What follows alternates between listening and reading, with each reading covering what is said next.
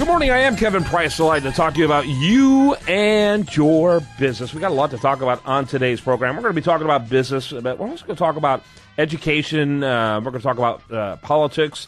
You know me, I can't get it out of my blood. So we're going to cover a lot of different things on today's program. We're looking forward to it. Going to start off this first segment, though, talking about global warming, which is now, basically reaching to that point of, it may have already passed the point of orthodoxy. Just it's pure orthodoxy among conventional wisdom, and among scientists out there, in spite of the fact there's so much evidence that raises more questions than answers when it comes to it. So many incongruities, inconsistencies. When you're looking at some of the most prestigious universities in the world, creating emails that prove that it's really kind of a scam, and it's shocking when you think that those that are in the intellectual honesty business would do such. Phil Valentine is our guest, and he's a movie writer as well as a political pundit, a movie maker rather. He's got a film in the works called An Inconsistent Truth, about Al Gore and his quest towards making global warming the conventional thinking of our day. Phil, welcome to the program. Oh, I'm disappointed. I thought it was going to be Phil Valentine. Come on down. Hey, there you go. It's your turn to play. The Price is Right. No, none of that. No fabulous prices nor beautiful women. It's just me. Hey, so tell us a little bit about your background.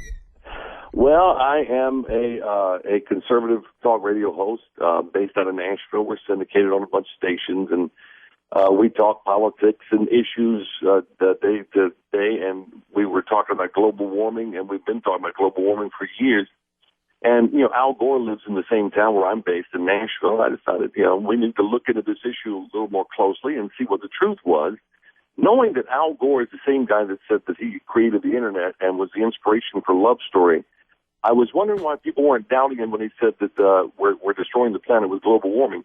So we set out on this quest, and we tried to interview Al. I've only met Al Gore one time, and that was briefly back during the campaign when he was running with Bill Clinton.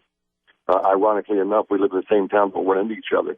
But anyway, we went after Al, tried to get an interview several places, went to his house, went to a book signing. And in the meantime, we're talking to scientists, because in Al's movie, he doesn't actually talk to scientists. Al's movie is about Al. And so we sought out scientists like Dr. John Christie, who was actually one of the lead authors of the IPCC report that Al Gore points to as being unanimous. He doesn't agree with Al Gore on this issue.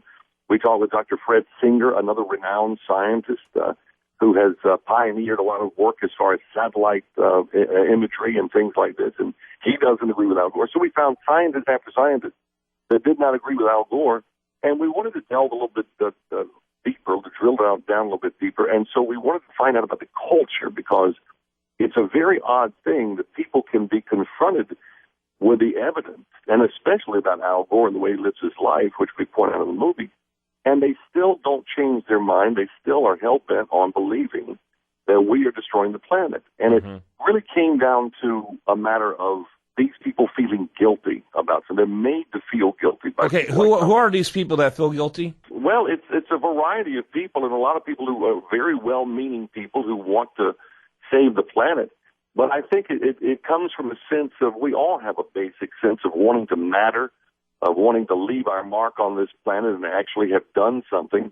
And I think a lot of these people feel like they haven't really done anything, and so they latch on to a cause like this to feel like they're making a difference, when actually they're just being used, because there's really nothing that they're doing that's saving the planet, because we're not destroying the planet. Well, yeah, if anything, the planet is better off now in areas that are least that we can have any control over, we, the United States of America. I grew up in Detroit, and when I was a kid, they used to talk about how you could walk on Lake Erie because of how polluted the water was there, how thick it was with chemicals. And I remember back in the 1970s when you had to wear masks in Los Angeles because of problems there with the environment. America's environmental situation is better than it's been probably since the Industrial Revolution. Most people don't seem to realize that. That hasn't happened because of government regulation. That's happened because of capital formation and improvements in technology.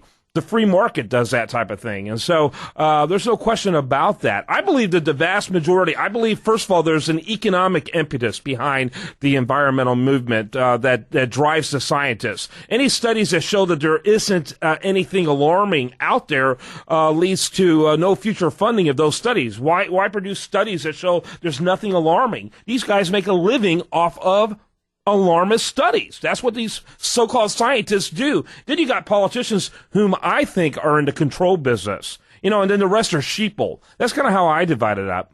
Well, that's interesting you should say control, because it's exactly what the conclusion we came to, and scientists after scientists and politician after politician said the same thing. It's about control. It's about control. We have them, one after the other saying it's about control.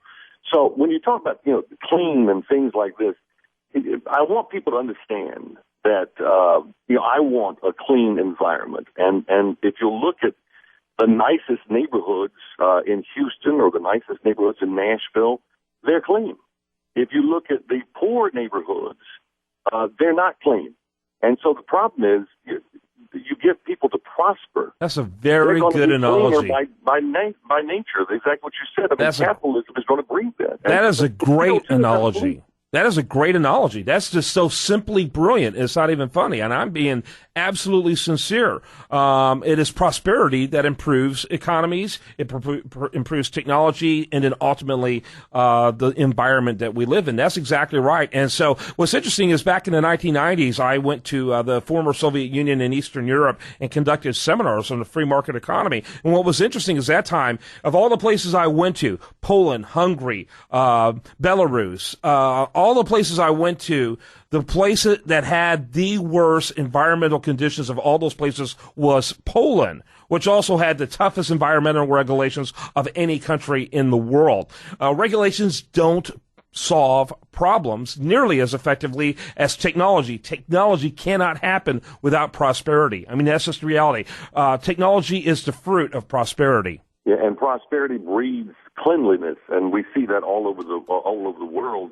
The nations that are best off are the ones that clean up their own backyard and make sure, because people, they come to expect something better.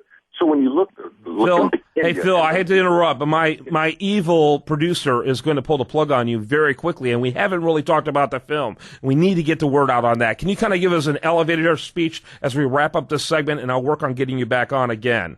All right, that's great. Look, if people will walk away from this movie understanding one thing, there is no consensus. We bust the myths about the polar bears dying off. They're not. The CO2 is not a pollutant, and that the sea levels are not rising. And so people can go to Amazon.com or our website at inconsistenttruth.com and pick up a copy. But our side the momentum is building on the skeptic side, and people need to understand that. Awesome. Thanks so much for being with us. And again, the website. It is an inconsistenttruth.com, or they can pick it up at Amazon.com. Yep, and you can. It's now available on DVD. Thanks so much for being with us. Thanks, Kevin. Appreciate it very much. You bet. When we come back, more for you. I do want to remind you, best content here shows up over there at usdailyreview.com. You're listening to The Price of Business.